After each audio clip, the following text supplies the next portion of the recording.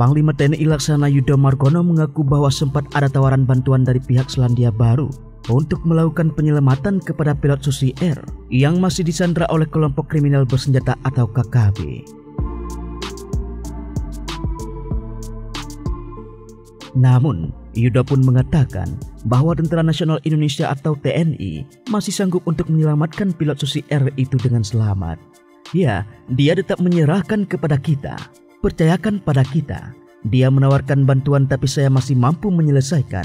Begitu ujar Yudo di Mabes TNI Cilangkap, Jakarta Timur, Rabu 8 Maret 2023. Bantuan tersebut diajukan Selandia Baru, kata Yudo, agar Philip dapat diselamatkan dengan baik. Kendati Yudo mengatakan bahwa hingga saat ini TNI bersama dengan Polri masih berupaya menyelamatkan Philip dengan baik. Dia berharap tadi supaya tidak terjadi celaka terhadap pilotnya, supaya tidak dengan pencarian yang kita gelar ini. Begitu harap mereka, pilot ini selamat, kata Yudo.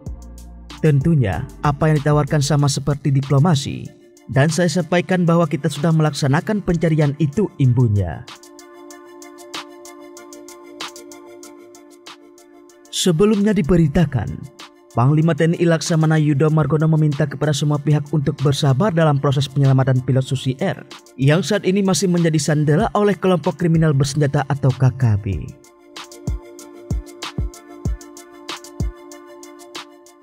Yudo juga menegaskan masih menunggu momen yang pas agar dapat serentak melakukan proses penyelamatan pilot Susi Air. Pasalnya, penyelamatan ini bukan mirip seperti operasi militer biasanya, sehingga ia harus sabar menyelesaikan ini tidak langsung des. Kalau operasi militer iya, tapi ini bukan operasi militer. Ingat, bukan operasi militer. Begitu ujar Yudo di Mabes TNI Cilangkap, Jakarta Timur pada Rabu 8 Maret 2023.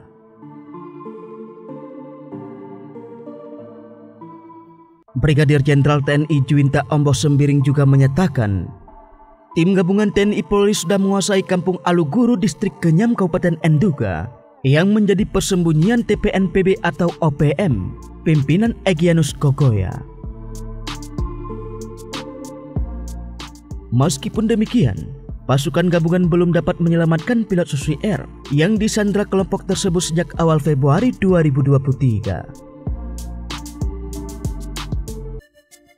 Juwinta yang merupakan komandan operasi pembebasan Philip menantang Egyanus Kogoya untuk membuktikan ancamannya agar pasukan TNI Polri tidak memasuki Kampung Aluguru.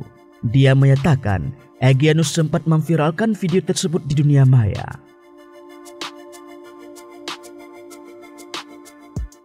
Maka saya sampaikan kepada KST atau kelompok separatis teroris. Egyanus Kogoya membuktikan omongannya bahwa Aluguru sudah dikuasai dan diduduki tim gabungan TNI Polri. Begitu kata Komander Resor Militer 172 PW tersebut dalam keterangan resminya Jumat 10 Maret 2023. Sembiring menyatakan bahwa kelompok Egyanus Kogoya telah menjadikan Aluguru sebagai markasnya selama 5 tahun terakhir. Setelah daerah ini dikuasai TNI Polri, Sembiring menyampaikan kepada Bupati Enduga untuk membangun Aluguru yang subur untuk daerah pertanian dan perkebunan. Pasalnya, selama dikuasai mereka, warga Aluguru sulit mencari nafkah dan anak-anaknya tidak bisa bersekolah. Karena sejak kurang lebih 5 tahun dijadikan markas oleh mereka, membuat masyarakat sulit mencari nafkah. Anak-anak kecil tidak sekolah dan kegiatan lainnya terganggu. Untuk itu, perlu kolaborasi antara pemerintah Kabupaten Enduga dengan pemerintah pusat untuk membuka isolasi Kampung Aluguru dengan membangun jembatan agar stigma Aluguru merupakan markas KST dapat hilang, kata dia. Ia pun mengultimatum kelompok Egyanus Kogoya dan Elkius Kobat untuk tidak membunuh warga sipil.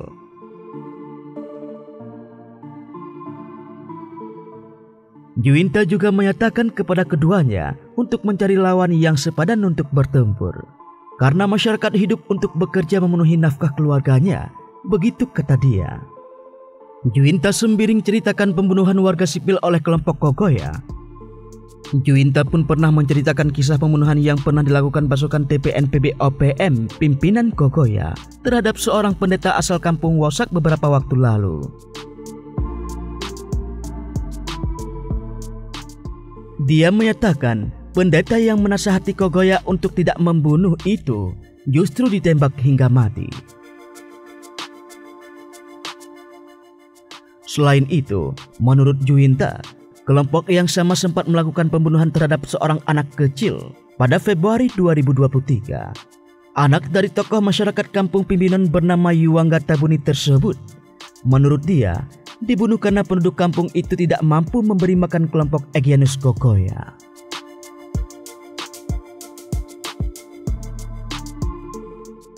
Tiga alasan KKB Papua sulit diberantas. Apa saja itu? Simak video ini sampai selesai. Ada banyak hal yang membuat KKB tetap eksis. Kepolisian Republik Indonesia atau Polri mengatakan ada sejumlah kesulitan dalam memberantas KKB di Papua. Seperti diketahui, KKB Papua sudah ditetapkan sebagai kelompok teroris sejak tahun 2021.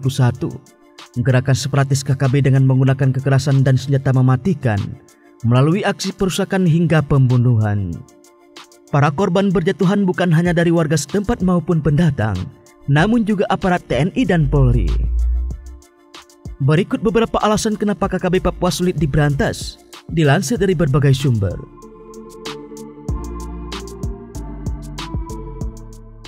Pertama, dilindungi tokoh lokal. Beberapa sumber mengatakan, banyak tokoh lokal yang memberikan tempat berlindung bagi para anggota KKB di wilayah-wilayah adat. Hal ini membuat mereka bisa menyelamatkan diri saat dikejar oleh aparat keamanan. Sering menyamar. Kepala Biro Penerangan Masyarakat atau Karopenmas, Brigadir Jenderal Rusdi Hartono membeberkan banyak anggota KKB yang selama ini menyamar sebagai penduduk lokal di wilayah Papua. Suka berpindah-pindah. Salah satu alasannya adalah banyak anggota KKB yang selama ini suka berpindah-pindah dan menyamar sebagai penduduk lokal di wilayah Papua.